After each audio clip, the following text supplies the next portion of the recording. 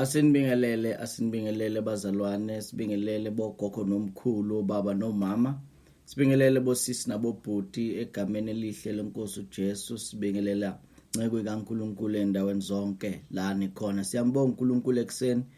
Phinde wasisiza bazalwane, wasithwala, wasiqinisa, wasiphilisa.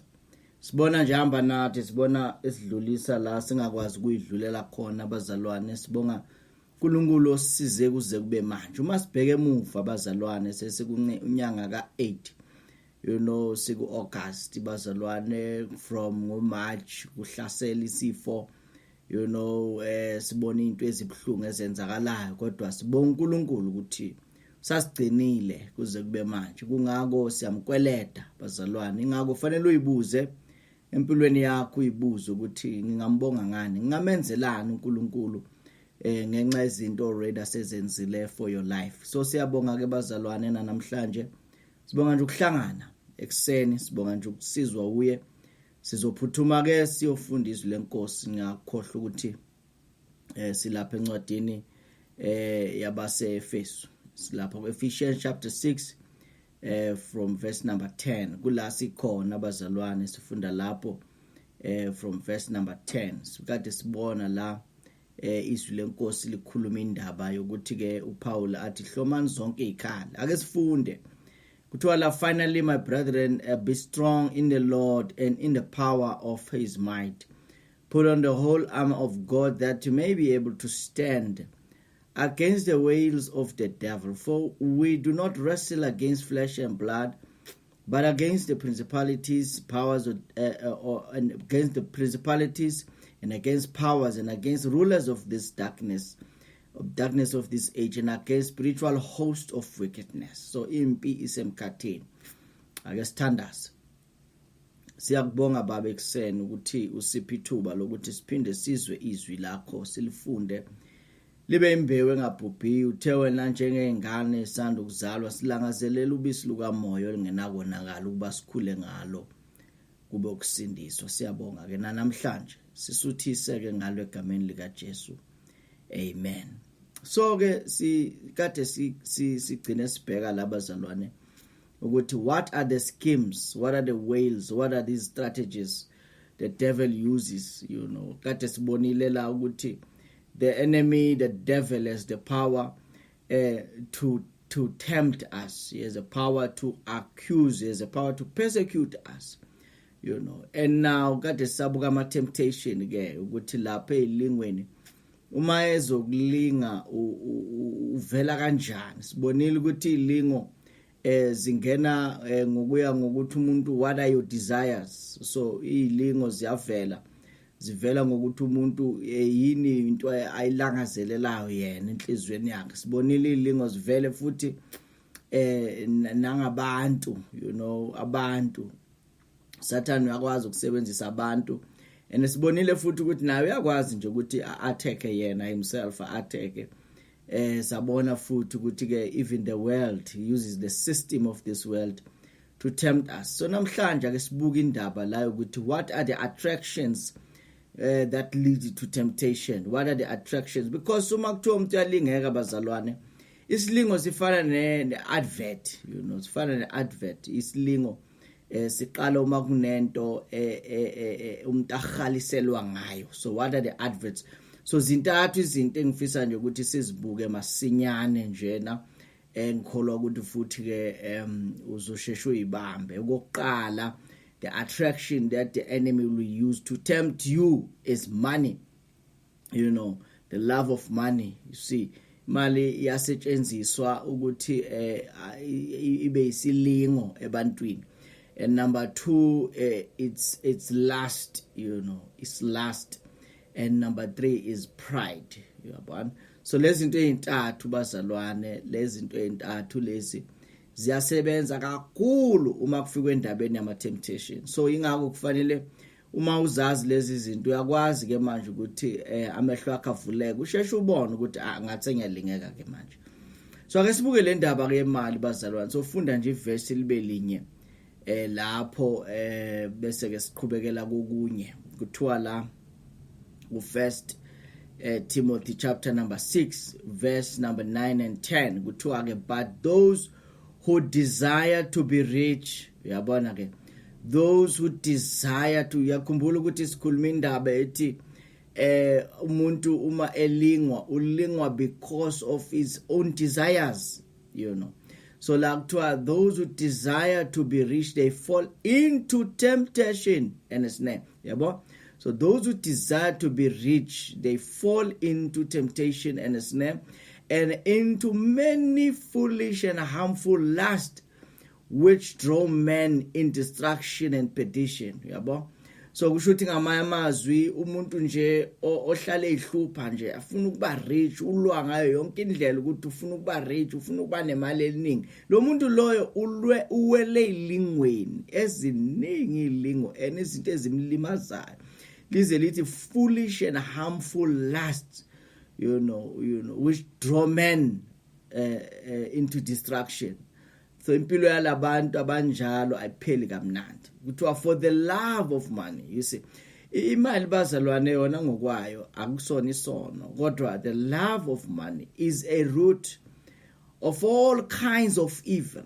Because abantu uma bethanda imali, they can do anything. Bazalwane, ibhlungu lento esibonayo, even kulesi sikhathi esikuso se-lockdown, sibona indlela abantu abathanda imali abenza ngakhona, ukuthi uzwelo alukho kangakanani, imali ebekufanele ziyosiza abantu, zigcina ziphelele esikhwameni somuntu oyedwa. Is very painful, but yilento esifundayo. For the love of money is the root of all kinds of evil, for which some have strayed from faith. So noma umuntu ekholwa abazalwane, umuntu ekholwa kodwa uma ngabe ngeno uthando lwemali uyawa ekholweni, uyawa, so which some have strayed from faith in their greediness and pierced themselves through many sorrows, with many sorrows, you see.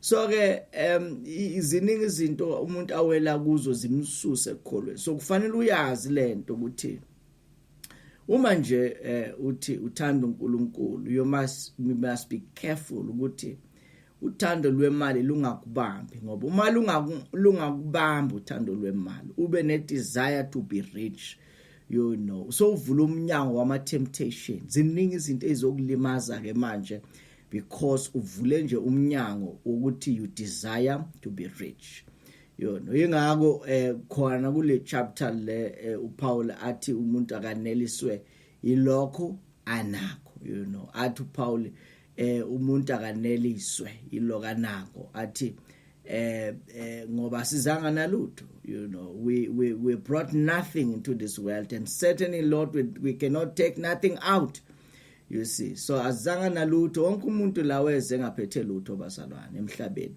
ingako athi ke having food and clothing, these you shall be content. Sifundisa ukwaneliseka ngaloko uNkulunkulu asinike kona, ngoba once wavula umnyango ukuthi ube ne desire to be rich, then you fall into many kinds of temptations, uyalimala ngenxa lokho. So ke sibuka lo ndaba nje bazalwane ukuthi these are the strategies the enemy will use, these are the attractions he will bring to you, ukuthi ugcina uphumile entandweni kaNkulunkulu ulingekile. So it's the love of money esibonayo, which is number 1. Number 2, pride bazalwane. Sikhuluma ngepride. Pride is very dangerous. Pride, pride is very dangerous. Uzwa nje ku Proverbs chapter number 11 verse number 2 kuthiwa ke la, when pride comes then comes shame, when pride comes then comes shame. So kusho ukuthi ihlazo liyalandela na kanjani la kunani kunokuphakama kune pride khona, but with the humble is wisdom. So umuntu othobekilena ukuhlakanipha kuyamsonde, but umuntu one pride, shame comes, shame comes. Kusho ukuthi every time you see the pride, you know for sure ukuthi into ezolandela la is shame. And Proverbs chapter number 16 verse 18 kuthiwa la, pride goes before destruction. So it's not only shame, but it's also destruction that comes after a pride. So umuntu nje uma eke wangenwa umoya we pride, na kanjani uyawa lo muntu, and a haughty spirit before the fall. haughty spirit before the fall. Umuntu uma esephakeme esekhukhumele, umuntu esene pride uzowa. Yabona? So ke kunendaba la bazalwane. Futhi ke mhlambe besingafunda naleli verse elilapha ya kuDeuteronomy chapter number 8 verse number 17 la uMoses efundisa khona abantwana baka-Israel, giving them warnings, you know, about the future. Uthi ke kubo verse number mhlambe singaqala nje ku verse number 13. Mhlambe ake ngiqale ku11. Kuthiwa beware that you do not forget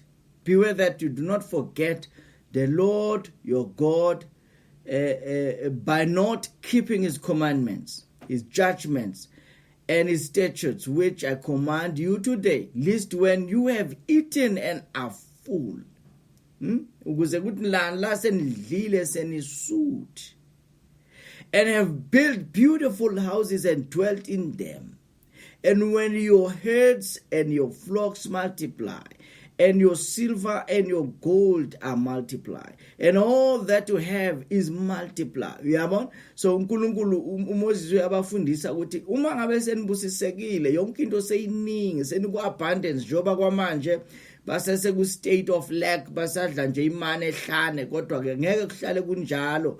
But uthi baqaphele, when your heart is lifted up and you forget the Lord, you forget the Lord your God who brought you out of the land of Egypt. Because inkinga enkulu bazalwane ukuthi umuntu athi mayesebusisekile akhohlwe ukuthi ubuyaphi. And uthi who brought you out of the land of Egypt, the house of bondage, who led you through that great and terrible wilderness. Wangcina uNkulunkulu ehlane elisabekayo, in which were fiery serpents and scorpions and thirsty land, where there was no water. So bekunenyoka, kunofezela, kunganamanzi, kodwa uThixo wangcina khona lapho kulezo zimo. Bazalwane, ngoba mangabe ubheka ukuthi udlule kuphi uzufike la ukhona namhlanje, uyawubona umusa kaNkulunkulu. Mawubheka ukuthi ukusindise kuphi, ukugcine kuphi, kwakunjani empilweni yakho, izimo abaningi ezibalimazile, abaningi ezibabulele, kodwa wena usesekhona, wena usindile. Yini indaba? Umusa kaNkulunkulu bazalwane.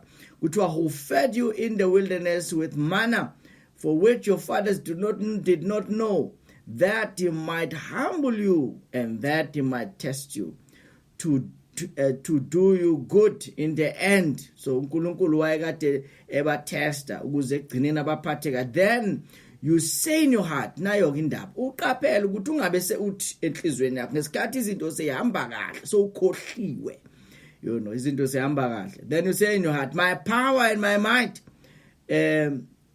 the might of my hand have gained me this wealth. Uyabona ke uthi ke kubo unigade ukuthi ngakhohlwa, bese niyayincoma, bese nithi amandla ami, izandla zami zinginikezele ngcebo. And you shall remember the Lord your God, for it is he who gives you power to get wealth. It is he who gives you power to get wealth, that he may establish his covenant, which he has sworn to fathers, as it is this day. Then it shall be, if by any means you forget the Lord your God and follow other gods and serve them and worship them, I testify against you this day that you shall surely perish. Yabo? So kusho ukuthi umuntu once wakhohlwa, once umuntu wayishaya isifuba, then destruction comes. Because once esishaya isifuba, then pride already seyingenile empilweni yakhe. And ngesikhathi eshaya isifuba kuthiwa surely you shall